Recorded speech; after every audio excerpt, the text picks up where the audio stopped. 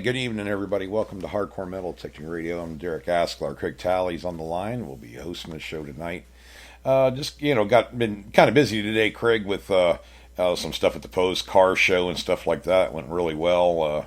Everybody had a ball and everything. So I just got back from that and went ahead and talked to Evan up there at Sirius Detecting and ended up getting one of those new Simplexes that they, he got them in. So I went ahead and got one of those. Evan's always been pretty good, with Craig and I anyways. Always asking him what he's able to get and what's out there. And he's always looking around for new brands of metal detectors, that kind of thing, or even accessories. And so, kind of talk with him a little bit. And, I think he has a couple, Craig, but, so if you guys are kind of interested in that, you can check him out, up there at SiriusDetecting.com. Real good company. I've ordered from him and done work for him and stuff like that. So I just couldn't stand it anymore. I was going to wait, until they'd been out for a little while. But, after I talked to, a couple guys, Dwight was one of them from New Age Goonies and stuff. What do you think of this thing? And, he likes it. So I figure I'd give it a shot. I mean, it seems versatile enough, Craig. So I went ahead and got one. I got ordered it, whatever, it's coming in. Probably this week sometime. So I'll get a chance to actually put it to the soil there and see what it does. But I get very interested in the videos and stuff, and I like the idea that they're kind of mixing it up a little bit and actually doing some real good videos as far as comparisons and stuff like that, Craig. I don't know if you noticed it or not. There are a lot. These guys are really thinking outside the box when they're doing these videos, and in their test gardens and stuff, and showing what the Equinox will do, what this will do, and what the Simplex or whatever. I like that idea of keeping it even, the best you can, to get the most out of the machines and stuff. And I was kind of interested too that it already has another software update or whatever, firmware update. So I think as we go along with these machines, it's going to be, Equinox has already done it. Minelab's already done with the Equinox the new updates and stuff, and it really works well for you. So I'm hoping that a lot of these newer machines are going to go to that technology, so they can update. They're going to have to. Yeah. If they want to compete. I mean, there's already a whole bunch of new technology that's come out that's this unmasking ability with, these chips, are so much faster, they can process so much faster that gives you so much more information and audio and, good meter readings deeper. And so, it's a whole new world now. It's kind of exciting. Oh yeah, I'm loving it. And the whole thing about software, I mean, here you can update your machine instead of having to update the whole model. Yeah, no kidding. To go out and buying another one, and I tell you that last update for the Equinox was fantastic. It's really improved the machine. Oh yeah, and I was going to get one of those, Craig. And I'm like, well, Craig has one, and he's doing really well with it. And I'm like, this Simplex. I mean, yeah, it's a very inexpensive detector when you think about it. I mean, all the models out there and everything, and every metal detector will find you something. And I've used some of the best, and I still use them. And it's just that this one just has my interest peaked. And I've been watching a lot of the guys from the UK there, that are putting out videos, and even if they're not in English, I don't know, Craig. I never really worried so much about what people are kind of, the gab or whatever, what they're talking about, where they're hunting at, that kind of thing. I wanted to see the machine in action, and what I'm seeing from, the Equinox is, kind of on the same span as what I saw from on the Simplex. The same thing I saw when the Equinox first came out. It has so many possibilities, even for an experienced hunter, to have it as a backup machine. But I think I'll use this thing. It doesn't have the same, the unmasking capability of the Equinox. But I think that can be remedied in some ways just through their updates. They can make the machine. I don't know what the I guess it's the level that they can take that to improve the machine without actually replacing coils and this, that, and the other thing as far as the inside electronics. I don't know what the capabilities of that part of it is, but even if it's subtle, it does a very good job. I was really thoroughly impressed with the. I'm trying to remember the guy's name that did the video. It was actually well done, and what I was hearing in the video itself, as far as what the Simplex was doing, was a repeatable signal. I think we talked about this on Friday morning a little bit, that if you're getting a repeatable tweak or a signal in there around iron, but it's in the same spot when you swing your coil over, that it's probably going to be something non-ferrous down there with the iron. And that's the way I saw it. That's the way I look at a lot of detectors. If it's a rogue, it's not repeatable, and it's not. You don't want something that's spontaneous, or it's kind of like here and there and everywhere when you're going over a target. But if it's in the same spot, that tells me there's something in there, and Equinox does that too. So I think it has iron. Doesn't have iron volume or something like that on it. Yeah, you could turn down the volume of the iron tone itself, and when he did that, the non-ferrous signal came through more. And essentially what he did was he laid a nickel on the ground and he had a nail right next to it. Now the Equinox could pound it, no problem. I mean, bang, bang, bang, bang, every which way. The Simplex didn't do the same thing. A couple of the ways that he was going, you were hearing more of the iron grunt or tone, but there was that every so often it would beep, and it was a non-ferrous signal. But it was in the same, right when that coil went over it, the recovery delay is very quick. And I'm like, okay, well, bang, bang, bang. It's doing it every third swing or something like that. But obviously I know what he's detecting. And I'm like, well, that's a clue right there. That would give you what do we call it? An off target, where normally you would not dig that signal, but because it did it repeatable in the same spot, even though it's every second or third swing, that's a dead giveaway that there is something down in there and mixed in with a bunch of nails. That kind of really impressed me on that part of it. But I think the potential's there. You're able to adjust just enough, and what's neat about it, it's good for a beginner. That just goes out. Never metal detected before. You can buy this machine, from what I'm seeing. Now I haven't had it in my hands yet, but even if it's half true, it's still very good for the price range, and it's on a level probably like the AT Pro when it first came out. It's one of the most selling machines out there, but it's versatile enough where if you're an experienced hunter, you can use it and improve and like change coils and that kind of thing. I know a lot of the guys, still use them. I mean, they're good machines. I have had one before too, and I enjoyed it. It's neat that this machine is like, I think without that wireless headphones, it's like $253 or something like that. Maybe I think it was right around there. And where else are you going to get that for the quality and the performance? You can't do it. It's probably on the level of about a $500 machine, really, at least. It would probably. We'll see what it does, but I mean, I was just kind of impressed with it. I had to pull the trigger. I'm like, my wife told me that too. She goes, "Why don't you just get one? That's all you talk about is this new machine." So I went ahead and did it. But yeah, I'll probably get it in, probably by the end of the week or something like that.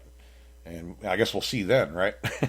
So yeah, But you had a pretty good day. I like that lock you found the other day. I saw that video. I think it was this morning. I saw it. That's an old padlock, brother. That's like 18. I would say it was 1890s. Anyway, it was 1870s, somewhere in there. It has that look about the hook over the top. Yeah, it's got brass pieces in it inside of it too. But the little piece broke off the back of it when I was cleaning it. But it was it was weird.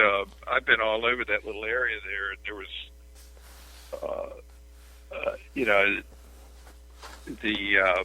I got a signal on the brass. What do you call it? The part that you snap over the lock.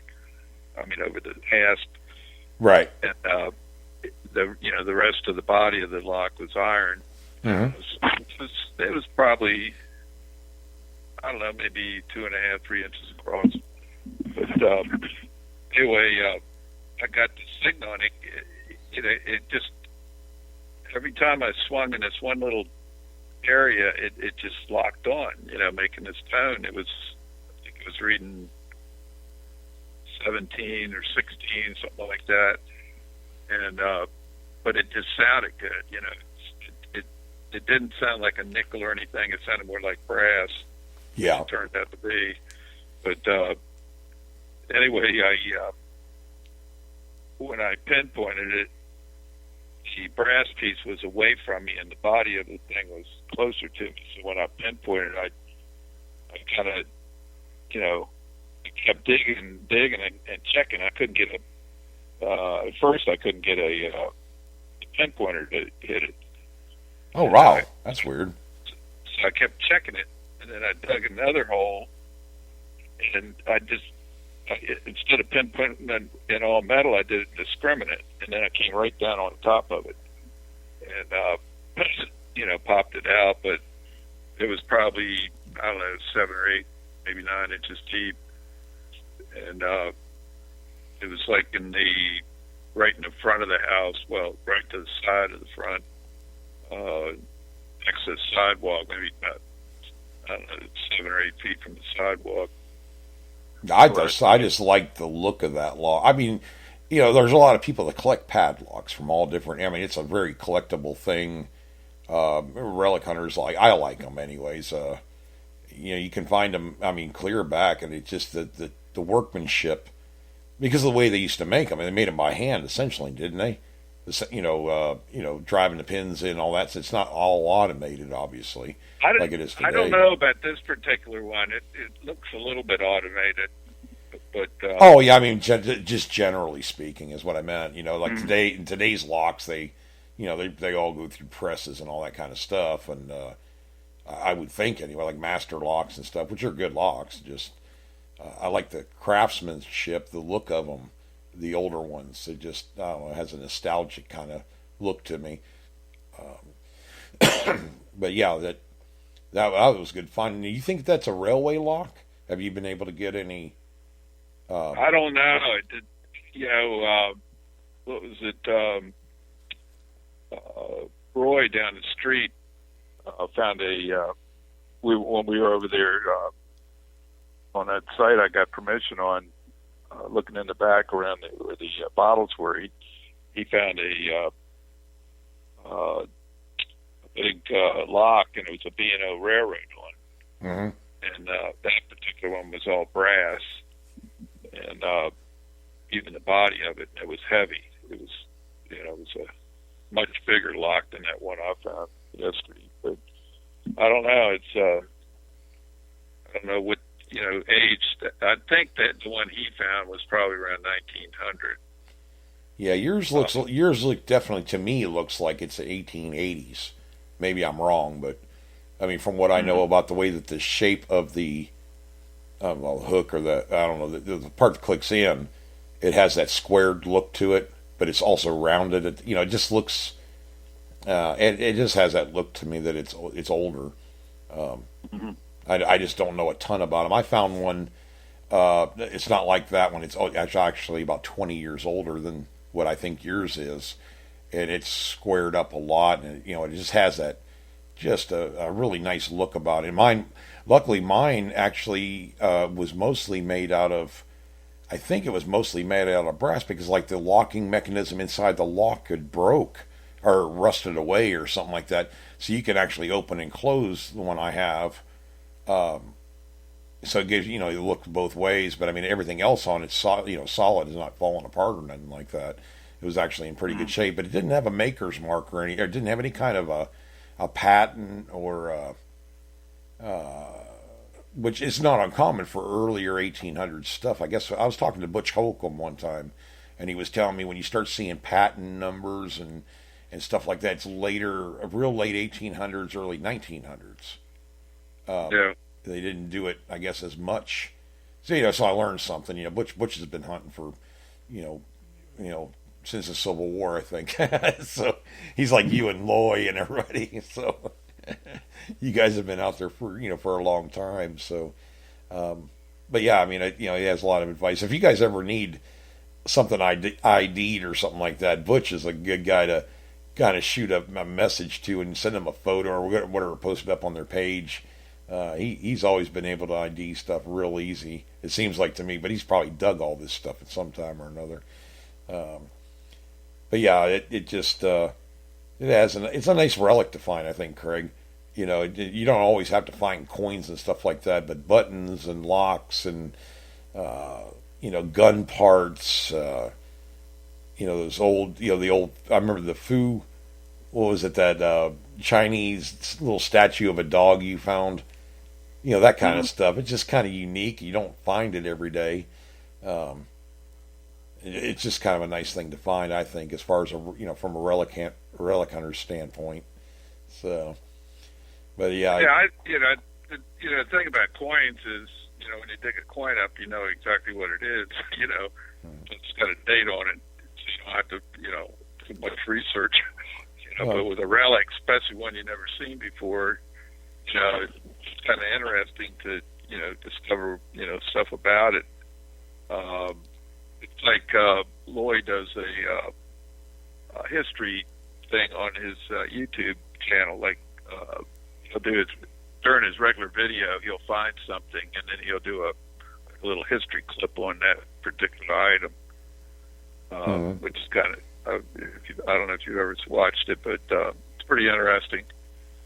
But the history and looking it up and finding out what it is, especially something you've never seen before, is kind of that's part of the fun, I think. Yeah. Oh yeah.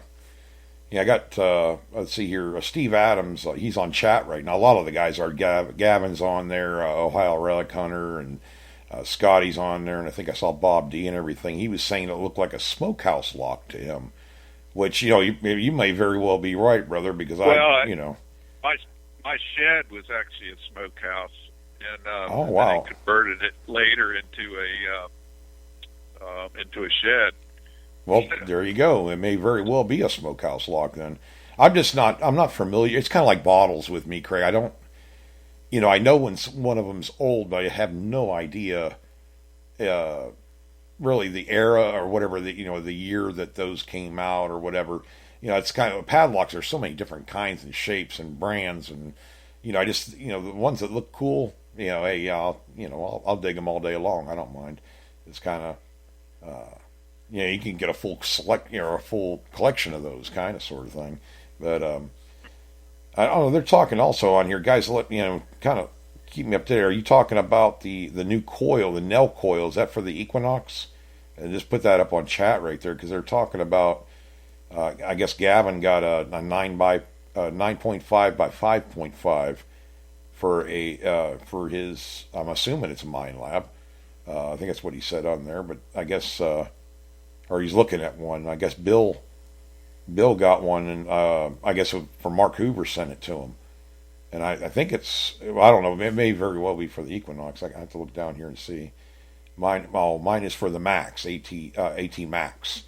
Okay, well, that's cool. Mark sent it to you. That's cool, brother. Mark's a good guy. But yeah, the 18 Max. And, I know you went to that, Bill, for because your arm, was having a problem with the Equinox and everything. And how's that working out how's that 18 Max working? Because I really haven't used one of those. I use the 18 Pro, but is it better than the 18 Pro, do you think? Or is it, or have you used it enough to know? I know you're an 18 Pro guy. And Gavin's is it's not the Nox, it's for the 705. Okay. I got a little happy there. I thought Craig was going to be able to get another coil. So, I want a 15-inch Nell coil or something. Yeah, 15-inch. Yeah, I did talk to, when I talked to Evan, he was telling me that no, I asked him. I said, what are you finding, brother? Is there anything out there that that's new or whatever, that as far as other than what we see, like he was telling me the Vanquish is coming out, and of course the Simplex, and he was saying there was really nothing that is I don't know, on our level of detectors or whatever, Craig.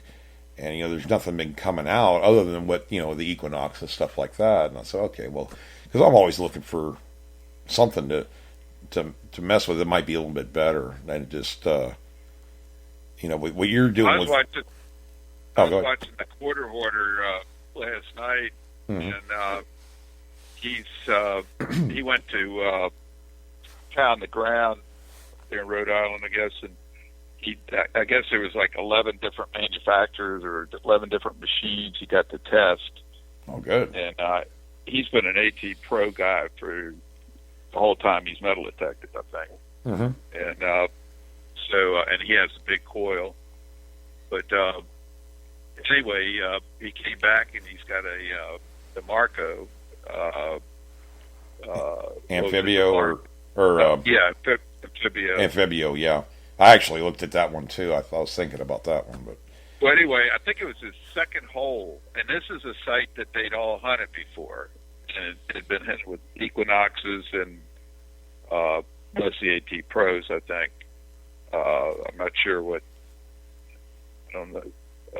Kyle, I'm not sure if Kyle's got an Equinox or not, but anyway, they found a whole lot of good stuff there, and so second target, he dug he got a 7-inch half dime, and it was I think it was 1830 bus dime, half dime. Damn, that's small for 6-7 inches down, Craig. Though, God, that's good. Yeah, and he said it was a clear tone red on the meter, and he said instead of saying holy, whatever, yeah, he said, holy Marco. Yeah, I have to curb you find something good, it's hard not to drop a bad word. I was laughing my head off. Yeah. But he was saying, wow, he goes, man, I thought this machine might be pretty good, but he goes, on the second signal, and that's kind of what happened to me with the Equinox. I went out there, the first signal I dug was a piece of aluminum trash, and then the second signal, I got this big Boy Scout token. It was, almost the size of a silver dollar, right next to a big iron chisel. Oh yeah, I remember that. Yeah, that was. So I mean, that's, those I don't know, those kind of machines are doing things that the other machines haven't been able to do, especially this unmasking. Yeah, I don't know what's going to happen. I've said it many times. It's a buyer's market. There's a lot of machines out that you guys can get your. If you're new in the hobby, or even been in the hobby for a while, you can pick up machines that you've always wanted to get for a lot less. Used or whatever, just to try them out because you always wanted to try them. I mean, I can remember where people really didn't sell their machines as much. It seemed like, I don't know, let's say 8-9 years ago. You didn't see a lot of used quality machines, higher end machines on eBay or whatever for a more reasonable price that most of us can afford. If we could afford to buy the brand new one, like I'll just say like CTX. I mean, it's a $2,400 machine. It's a lot of people can't afford that one. But sometimes you can catch them on. Nowadays, you can catch maybe one for $1,500. Some people want to get rid of. I actually sold my Spectra V3 from White's. God, I had not every aftermarket coil, but I had plenty of them, at least 4 or 5 anyways, and I had all the stock coils for it. And I spent about 3.5-4 years with that machine. But I wanted to get the Bliss tool, and there was another machine I wanted to get, so I went ahead and sold my V3 online, whatever, eBay. And I think I sold it for, Craig, I think it was $1,200 with all the coils, and that's not bad at all. I mean, that was like at the market. But see, nowadays, you might be able to get them cheaper than that. That's why I always tell new guys and people out there that wanted to get into metal tech, don't be afraid to look on and buy from a good seller standpoint and message these guys. I mean, there's a lot of them on here. I know that probably 3 or 4 of the guys on here sell machines every once in a while because they want to buy a different one. They'll tell you straight up whether it's works or not and everything else. They're pretty straightforward about it. You just got to be careful who you're buying from. But Steve Adams is saying, whatever happened to the $10,000 Mind Lab gold machine? That was the GPZ. It's still out there, and it went from 12,000. You can buy it for the low price of about 7,000 now. Yeah, no problem. Yeah, I mean, and you can get it. And believe it or not, it just will not cover the divorce you're going to have from your wife when you go out and buy one for that. My wife said she'd kill me if I thought about buying one. But it's just because of the price, more or less. That's for a gold, somebody that prospects for gold, it's able to pick up some very small, pickers and stuff like that at somewhat reasonable depth. I mean, it's a pulse machine. It's definitely supposedly it's even better than any other machine in going through the mineralized ground too. Mm-hmm. So I've always liked. Oh, good. It's not like the two tones though. It doesn't. It's just it's not a discriminating. No, it's detector. Yeah, it's not a VLF. It's just basically for golden depth. Mm-hmm. But I think there was 1 or 2 people that got them thinking that it was going to be, something they could use for relic hunting, and they were, upset about it. I would stick with it. If you're really after a pulse induction machine, I mean, all day long, I'd say GPX, 4,500 or 5,000.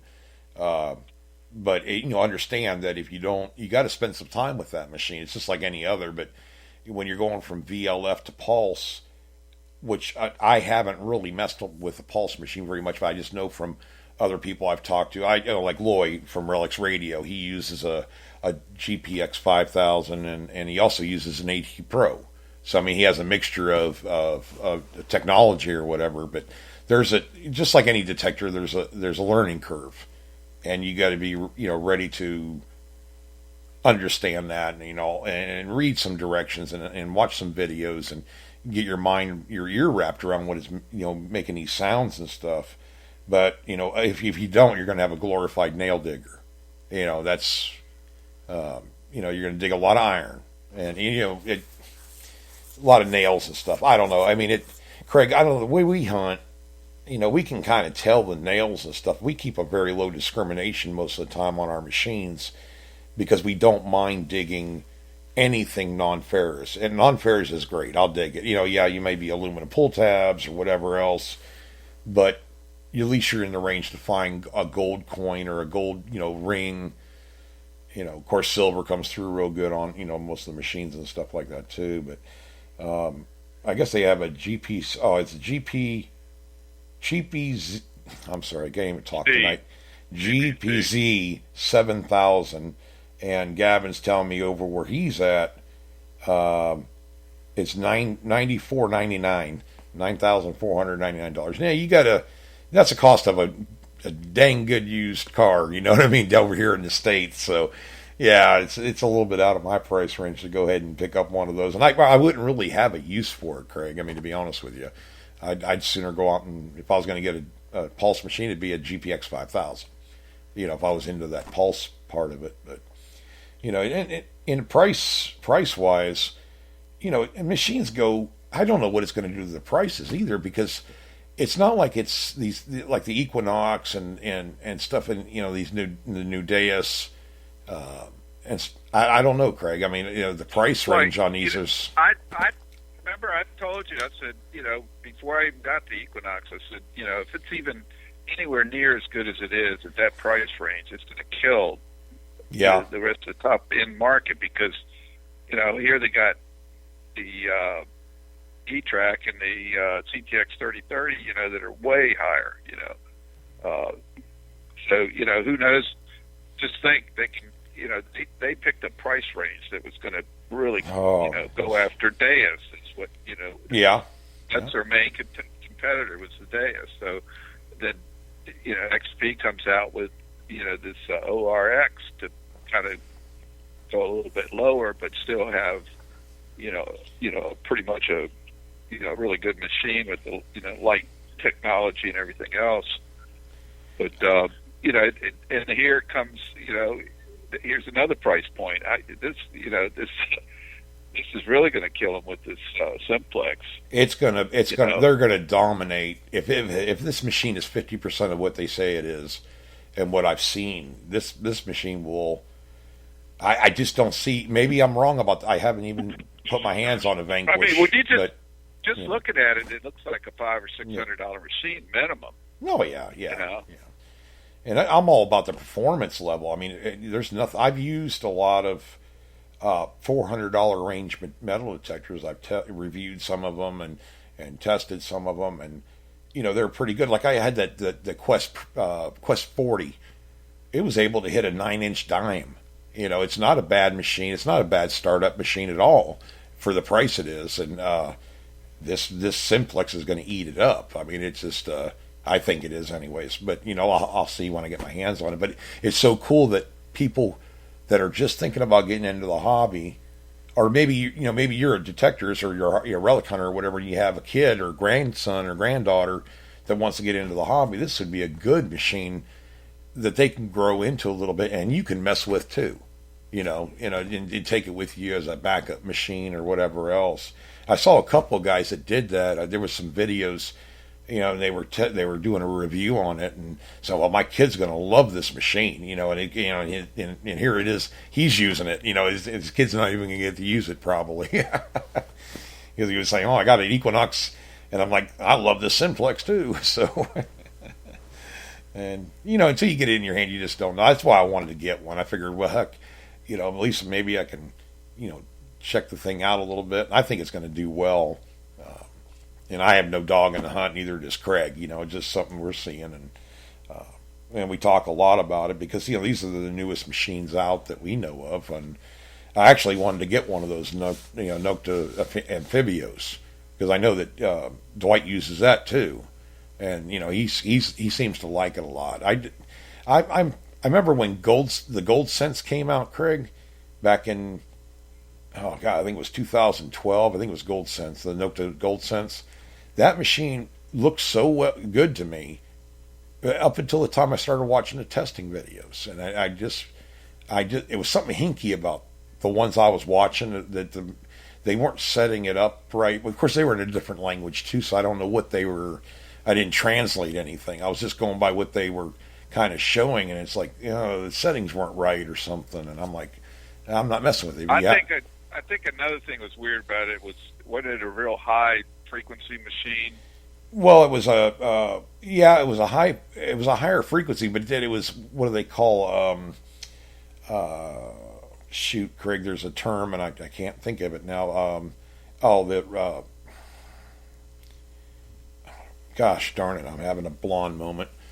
The resonance of the detector itself, the resonance sound, it had full resonance versus partial resonance, what most detectors use. And with the Bliss tool, it didn't have that at all, and that's what made that's one of the reasons why it was so it could get such deep targets and such good iron discrimination. You take a full resonance detector on mineralized ground, you are going to pay for it because it is not going to work very good. At least not the ones I've ever used. And I think that's what the gold mask, the one gold mask detector was that way. I mean, it was not that they're, I don't want to say, there's no detectors really garbage, but there's some that are just, they're all hype. And it's usually the lower end, and they get the people to buy them. Most of the machines I used, when I first started up until, maybe 20 years ago or so, when the first mine lab I got, the machines just couldn't handle the mineralized ground back in the old days at all. And some of these places too, Craig, that when I dealt with Ahmed about the Bliss tool, he doesn't live really near water. I mean, he had no he could kind of give me a heads up on what to set the metal detector on for that salt mineralization, an iron and salt, mineralized soil or sand, wet sand. And he says, I don't know, it was never designed. I didn't design it for. I designed it to be an inland hunter, like a relic machine. And and I took me, I don't know, a few hours with it on the wet salt sand, and and it worked. I mean, well, God, I'm digging, gold chains at 12 inches down in the wet salt sand. I mean, it's just not very common. It's usually hard for every detector I've ever used. I mean, to get a gold chain at 3 inches in the sand is a pretty good achievement, because it's like detecting each link and everything. But that's even changed too, because we talked about a while back where you unclasp a chain, and it's the detector. It used to be where it was detecting each link of the chain, or something like to that effect. But now it seems like they can get the surface area of the whole chain to ring up. That's why the Equinox does it very well. From the videos I've seen about gold chains and stuff, you don't find a lot of them. I don't think I've ever found a gold chain anywhere. I found a silver chain one time. It's not a common item that I've come across, but there's certain aspects of the targets. It's kind of like coins on edge, Craig. You know what I'm talking about. The surface area is not there. It's very hard for a lot of detectors to get those. But see, now the Equinox seems to do it pretty well. Now I can hit with the Bliss Tool V6, I can hit a 6-inch or 8-inch quarter on edge, down, fully on edge down in the ground. One that I buried myself, no problem. And I've actually hit them in the yard. I did a video one time and screwed up and forgot I had them buried right there, and I thought I was digging real quarters like that. But the other machines have a very hard time with that, the coins on edge, because you think about it, a coin falls in the ground, there's no telling how it's laying in the ground. It could be straight up and down, or you find them in the sidewall and stuff. And the Equinox seems to do very well. The Deus does pretty well at that. I remember the MXT seemed to do pretty good back in the day when I had one. I mean, it's been many, many years now since I've had an MXT. But now with the new technology they got in the the MXT Pro, Craig? I can't remember now. All Pro. All Pro. I don't know what they've done inside the machine, changing electronic. That's probably going to be the next thing. Like the E-Track is another one. A fantastic silver machine. But are they priced out now? For new machine, people buying machines, are they still buying? I know that the E-Track is still like $1,800 machine, still to this day. I've seen it online. To me, it's worth it, but I guess it's what you're after finding. It's always good to have, if you can afford to do it. Well, the E-Track was so popular that there's a lot of. I've heard some people didn't like the Equinox because it doesn't have the 2 numbers, and that it's not as cherry pickable. That machine was a silver cherry picker machine. It was unbelievable how good it was, and the Tone ID with it too. But I remember when I first started watching videos, pretty, when a lot of them started coming out, it was like so many people using E-Tracks, it was unbelievable. Oh yeah, they were all over the place, and they did. I mean, Josh Kimmel used one. I mean, everybody's using one. I never really used an E-Track very much because I didn't like the sound. I just couldn't get my ear wrapped around what. It was just not compatible for me. That's when I had the the White Spectre V3, and that was a whole different realm right there. You want to learn about a machine, that how a machine works, what levels, and all these different settings and stuff. That's a good machine to learn on. It almost caused a divorce in my house because I probably spent more time programming that machine than I did hunting with it, Craig. And Pauline said it on the radio before, on the show before, and she was ready to shoot me. I had to put my headphones on, with all the beeping and everything, trying to move stuff around. But there was like 2,000 different adjustments you could make. But you could, once I got to that point where it just, I couldn't do anything else with it. After I got the settings right and the way I like them and everything, I just couldn't get any more out of the machine. I had to buy a different machine.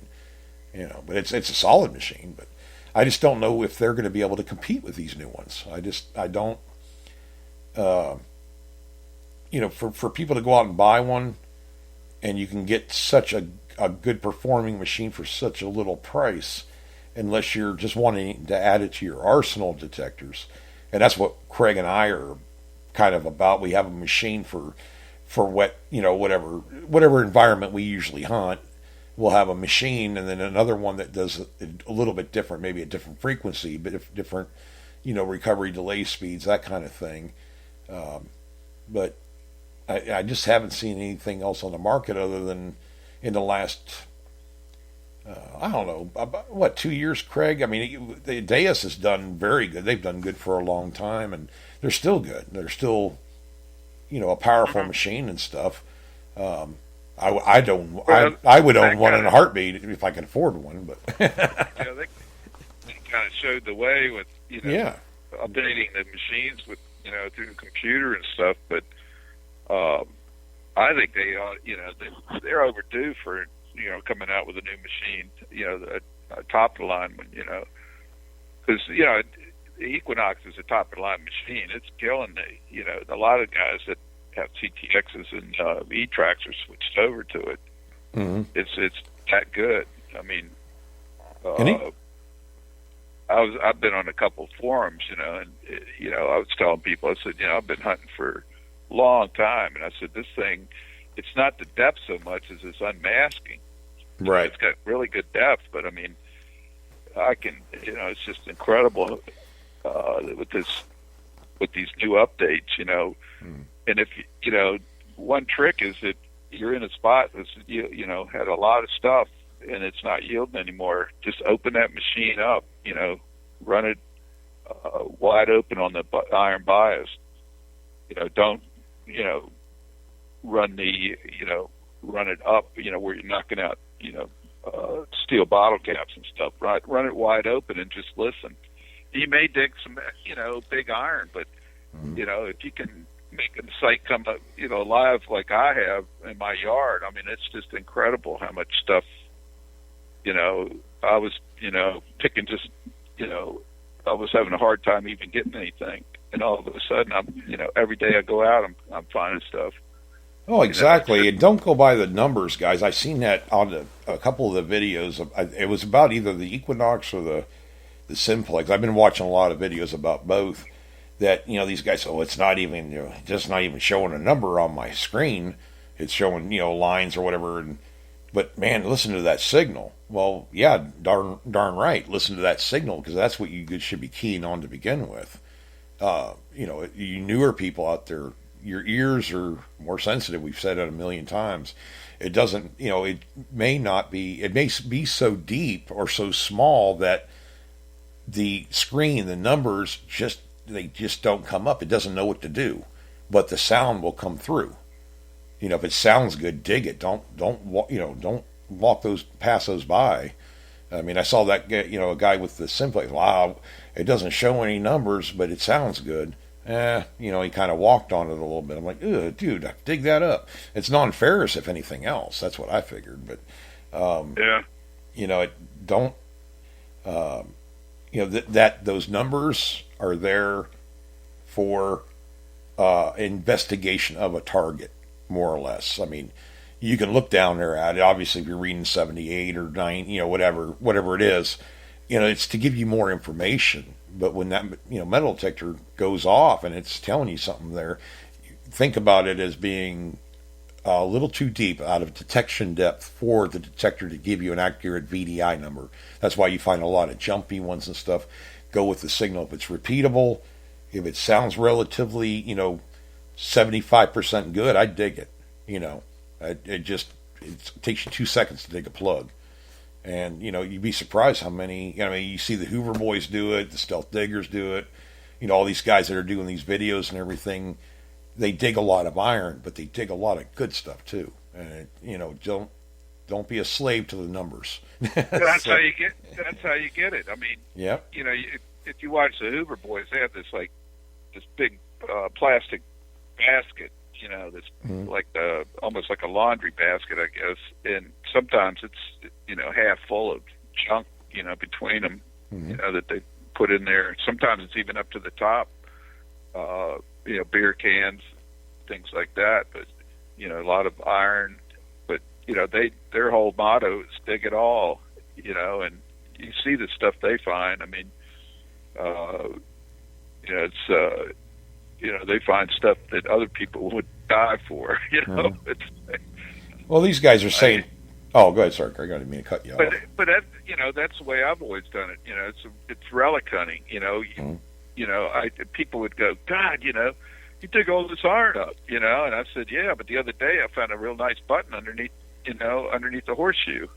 Right. And Oh, you still there, Craig, or you got cut off? no, I heard something in the background or something. Oh, okay. I thought you got cut off, or maybe I did. No, I didn't. Okay. But yeah. if you're in a really iron trashy area, take a chance if you got a squeak or it doesn't really sound good in one direction, but it sounds good in the other direction. You want to dig those.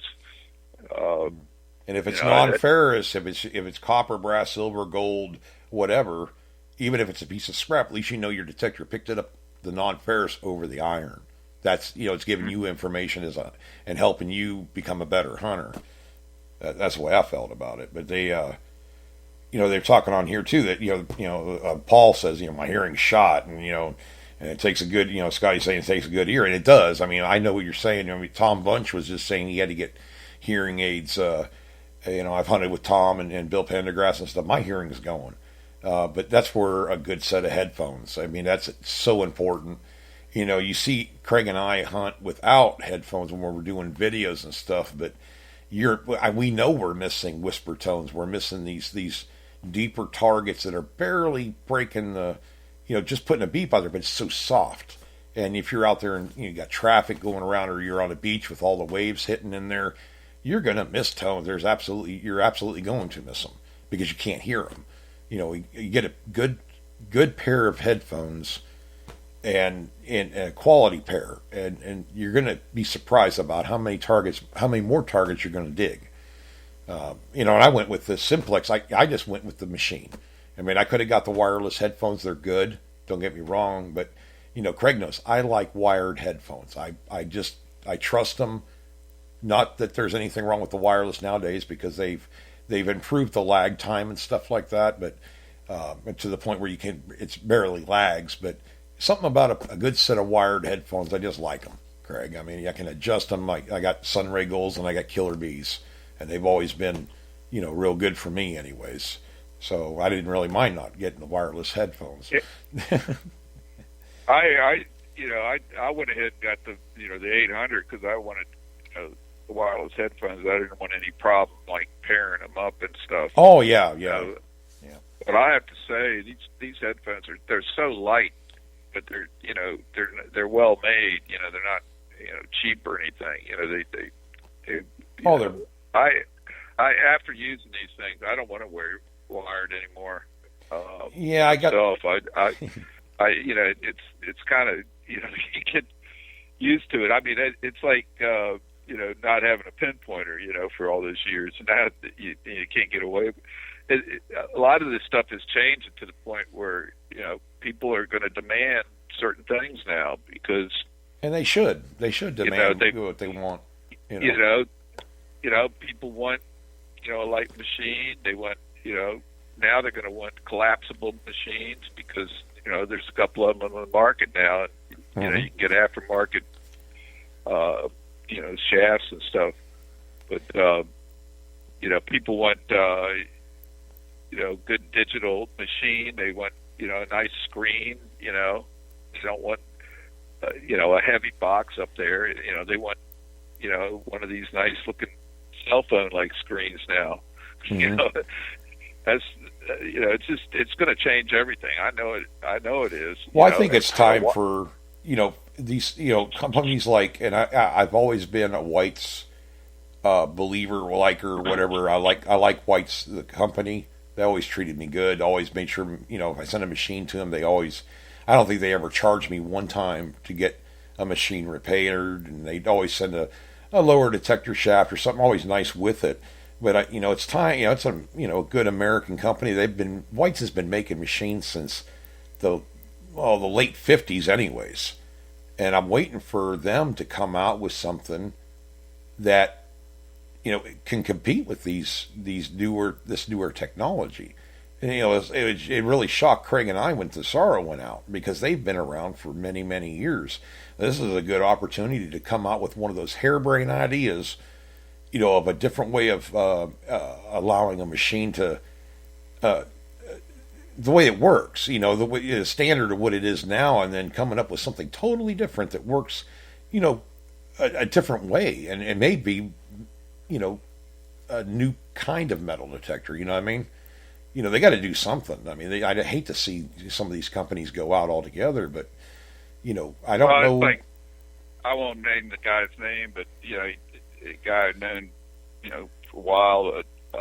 He's a White's dealer, and I think he's used White's for 30 or 40 years. And he has a company that sells machines, and he's always told people you shouldn't buy anything but American machines. And I remember telling him one time, I said, I wish I could, but there technology just isn't there anymore. It wasn't there back in the early 2000s when I got the Explorer. Right. That thing was killing it. I used that up until I got the Bliss tool and the Deus. Yeah. But and not beating them up at all, guys. We're just throwing it out there. The thing I see is the patents. Minelab has patented just about everything that has to do with all the new technology and stuff. So it's kind of hard for they've already put the kibosh on a couple of things with the Whites and I think Technetics. They've had a lawsuit against Deus. So it's kind of tough competing right now. But I just like to see them come up with. I know that these guys that design these machines, these I just call them electronics guys. I mean, they're probably detectorists themselves. That's why they have a love for making this kind of stuff anyways. What they've come up with. I mean, somebody mentioned Technetics on here. That's a company that's been an up-and-comer for several years. I mean, they had a machine. Well, I'll go with the Technetics T2 and the Fisher F75. Essentially the same look, the same detector, but there was something better about the Technetics compared to the F75 electronically. The F75, I had one. I mean, not that it was a bad machine. It just was. I mean, it was unstable. It just, I couldn't get the performance out of that machine. But I know that, I think it was Evan Creedy had a Technetics T2, and he was doing stuff that I couldn't do with the F75, and I was like, okay, I'm done. I'll get rid of it. I sold it to somebody. And, one thing about Technetics, it would go deeper than the meter. Right. And so it was a very deep machine. I knew guys that were using them in farm fields over in Maryland when I first saw them, and they were, sometimes they did, it didn't discriminate as good as some of the machines now, but it was still a solid machine. But they were digging, pretty good depth on, relics and coins. So I did a comparison video. I hunted with a guy down in Fredericksburg, and that's what he was using. And, it's a decent machine.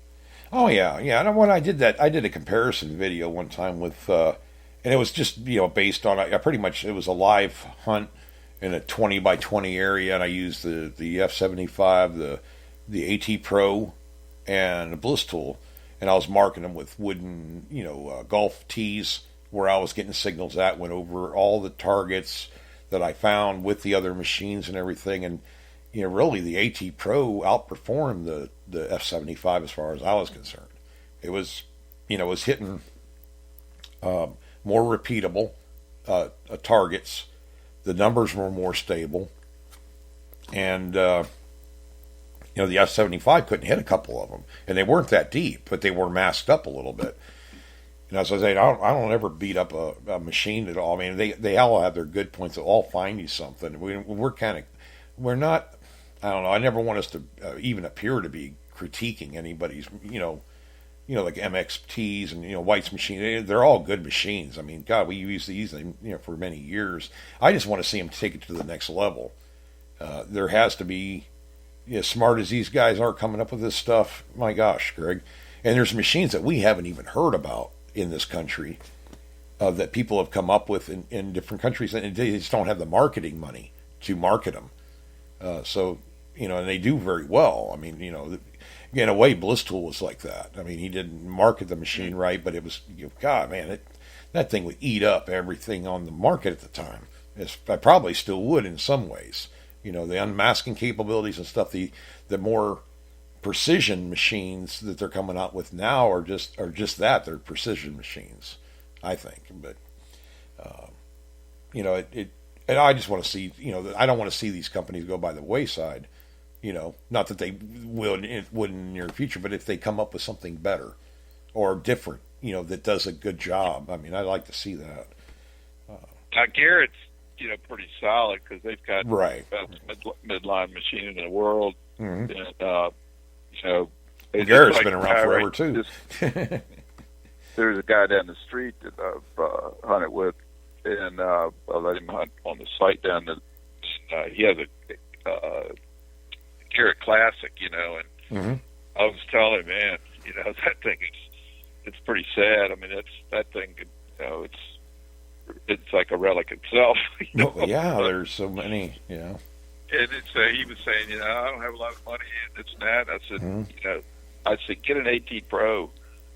Oh, heck yeah. So anyway, I was down there the other day, and he walked out. He stopped, parked, and came over and said, "Guess what I got?" And I go, I don't know. And he goes, that machine you told me to get. And I said, AT Pro? And he goes, yeah. And he goes, got a used one. It's in good shape. Mm-hmm. So I said, that's cool. I said, you'll be amazed at how much deeper that thing is than the that Garrett Classic. Yeah, it's just that's a machine back 30 years almost, 30 years. And some of these machines were flagship machines back in the 90s. I think the MXT was it still is a flagship machine for Whites. I mean, as far as I'm concerned anyway, that they that was a machine that I always wanted to get back when I was, using a bounty hunter or whatever I could afford. That, and that, I think that's what kills both of us now, Craig, as far as, we can't go out there and drop $2,000, $3,000 on a machine. I can't do it. I can't even get near that. But to be able to buy a machine that's under $1,000 that can do a doggone good job, heck yeah. And now, I mean, now it's going to have to be really, really good to be over $900. Yeah, that's what I'm thinking. Yeah. It changed the whole, whole outlook on it. The whole height of the, how far can you go now? Mm-hmm. But I'm kind of looking at that Amphibio now a little bit. I'm hearing, some pretty good stuff about that. And I'm going to, Quarter Order is going to be using that one most of the time. He's also ordered a Simplex too. Mm-hmm.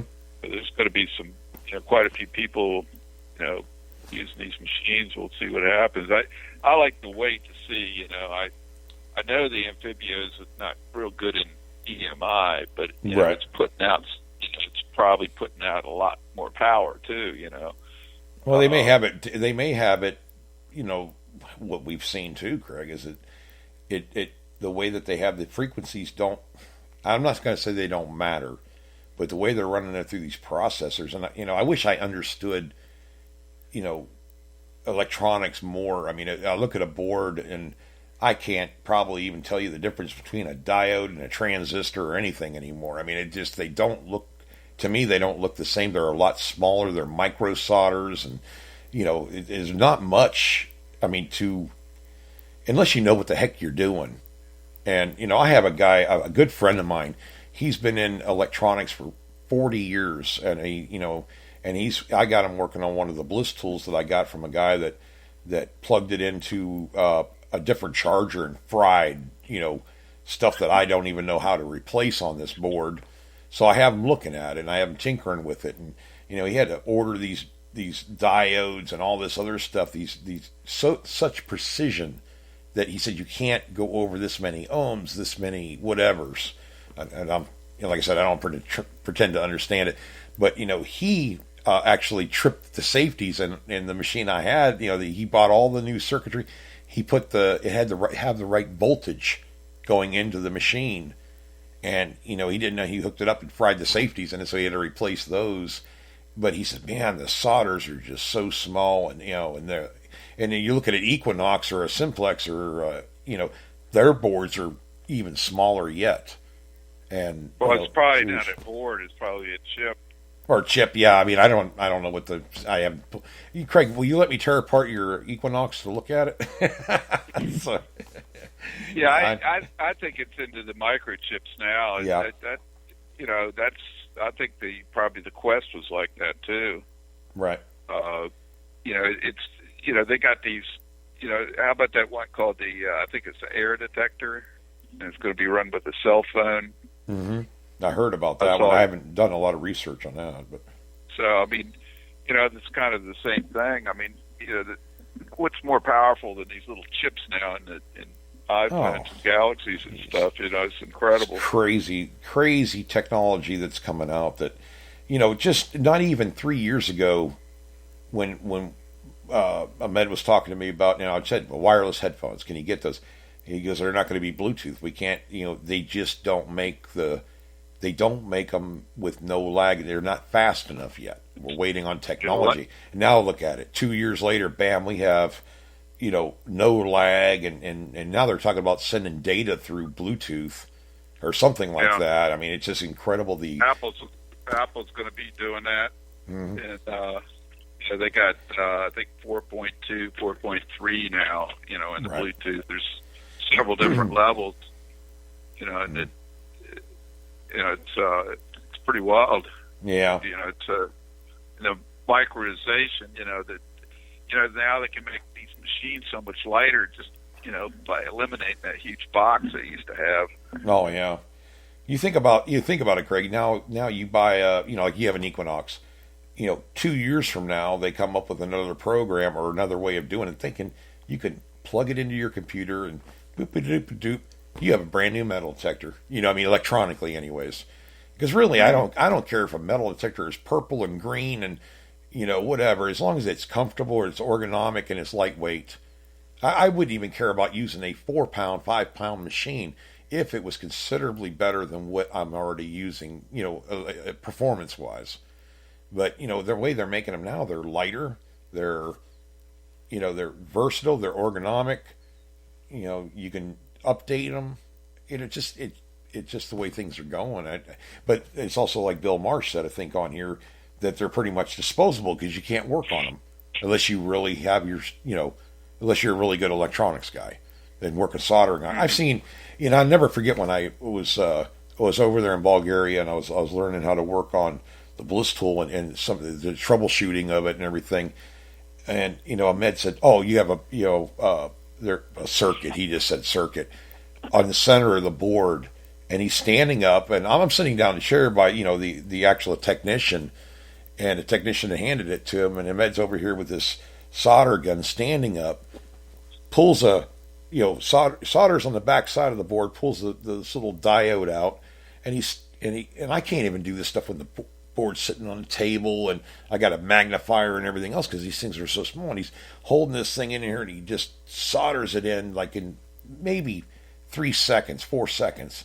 And I'm like, my God, that would have taken me, forever. I mean, it's hard enough with the safeties on it if you're not used to doing this kind of soldering and stuff, these micro solders. I'm like, that's crazy. And here he is standing up, just la-di-da-di-da, and does it, and bam, it works. And I'm like, holy crap, It's just, he just has a talent for it.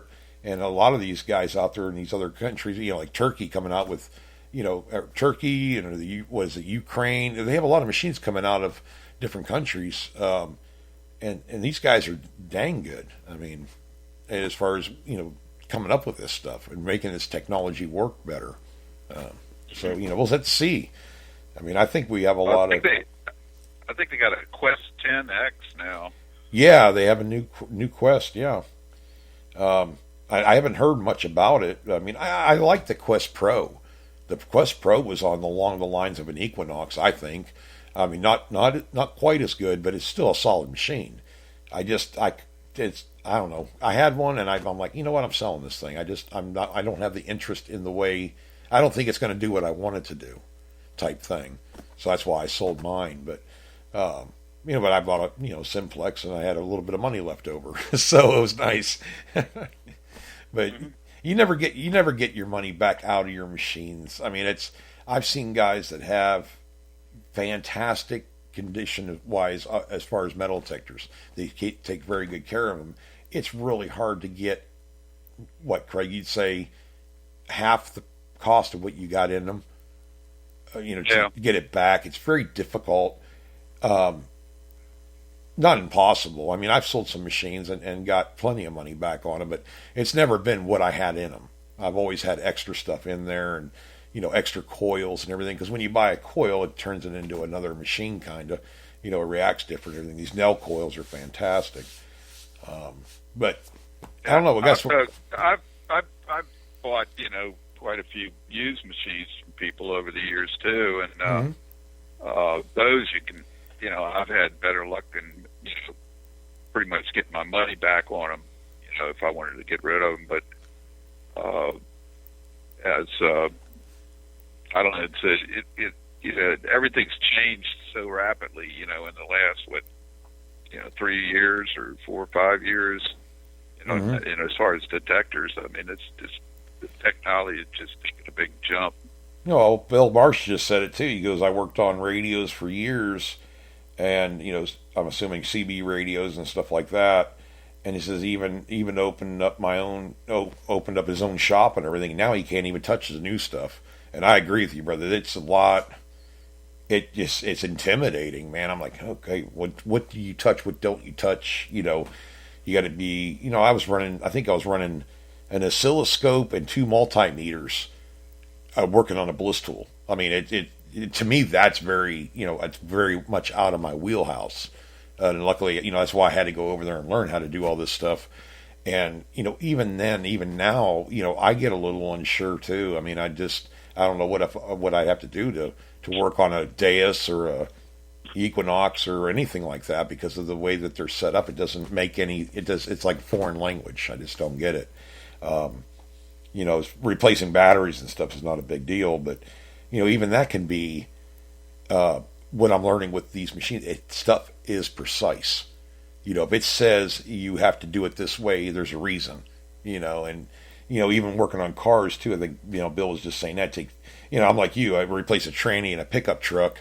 A '78 Chevy pickup truck in 4 or 5 hours tops. And you try to do it to a new Chevrolet. Yeah, buddy, you're going to be there for a while because you're going to be on a computer and all these different bolts and this and that, and yeah, it's a mind. It melts my mind when I think about it. That's why I don't work on cars anymore, just the old ones. But oh shoot, well, some good news. I don't know if we mentioned it on Friday. I think we're now on Pandora. If any of you guys get Pandora, through your cell phone or when you're driving around on the road and everything, Hardcore Metal Detecting is now on there, which kind of blew my mind because I don't think there's any other metal detecting shows on Pandora. Maybe I didn't see them, but I looked around and so yeah, we're now on there, so you can tune in if you have a subscription to them or whatever you want to call it. Like Spotify, iHeartRadio, and that kind of thing, which I thought was kind of neat. And now we're on there, so I was actually checking it out today, and they have a couple of the songs, Craig, that I think it was Butch Holcomb was using. The metal detecting songs, they had those on there. Yeah, I thought that was kind of neat too. They took the music, but they didn't take the show over. Pandora is kind of different. It's on a different format kind of thing, or not format, but it's not in the I don't know. You get like Apple Podcast, stuff like that. They're all some of them are all linked in, even if they're different names. There's so many different podcasting formats or platforms. Well, they're it's just crazy. Yeah, they're basically companies that, like I thought Spotify would be a lot higher up on the list because Me too. They bought out. They spent like $600 million in the last year or two, right, buying up all these small podcasting places and stuff. But I mean, who could beat Apple? Apple. They can't. Yeah, 90% for a long time. Now they're down to about 40 or 50%. But I think, they don't really push it on the advertising and everything like right. Like Spreaker is pretty. When I've joined a bunch of these podcasting groups on Facebook, and basically they're worthless because they're all into editing and equipment.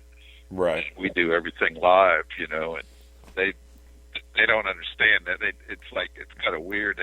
A lot of them they're putting together editing things where they'll edit for you for a price. Some of the prices were unbelievable. I'm like, how are you going to get your money back? You have to have a lot of people listening to get your money back. Well, to each their own. On the way you run a show or whatever. The advertising always I don't know. It's not in my wheelhouse either, really, Craig. I mean, well, either to me it's funny because when we listened to radio in the past, you had talk radio. You could listen to Howard Stern and Rush Limbaugh and all kinds of different. And it was just people talking, on the radio. Otherwise you had music, but you didn't have, like most of these shows were pretty much live. Right. Live. Yeah. Because most of them you could call in right then and talk to. Well, they had 98 Rock down here. Had Bubba the Love Sponge. It was kind of like a spin-off of I don't know. He always kind of considered himself better than Howard Stern or whatever. I mean, it was funny and everything is kind of spontaneous. They were always having to bleep out stuff and everything else, but. There's not very many shows like that, or not that many shows that can. But that's the way radio used to be, right? Right. It wasn't really like edited shows that went on. It was, you had the news. You had a guy, reading off a thing to tell you what the news was. I get tired of the warm and fuzzy attitudes and the proper and I don't know. It's so scripted, so. You got to put a smile on your face, and you got to say it nice, and you got to be, whatever. We just call it the way you see it. We're all adults here. Even the kids. I mean, the kids are so doggone smart, Craig. I mean, there's 7 and 8 year old kids that have a verbal of a person like twice their age. They're smart. I mean, they know the world. Yeah. I mean, treat them like they're a little bit smarter once in a while. Not. You know what I'm saying? It's frustrating. I see like one of our friends. She has a 4-year-old. Or he's going to be 5, but if she has a problem with her cell phone or something or her iPhone, she hands it to her kid, and he's and Santana, man, he's only like I said 4.5, 5 years old, and he could do all this stuff on a cell phone and better than an adult can. They're not dumb, so they treat. I don't know. It's just I guess it's a pet peeve with with me, with watching the news, and it's not a warm and fuzzy world. It's not just hold hands and sing Kumbaya. There's real stuff that happens, and they don't report on stuff. It's all through the internet now. It seems like reporters used to go out and find a story, and I'm sure there's still a lot of them that do. But now it's everything they see on the internet, and they all. I don't know. It's all the same thing. I mean, Craig. Well, there's like, no. It's like nobody's watching hardly cable or right. Regular TV or any of that anymore. It's lame. Mm-hmm. You get commercials every 10 minutes.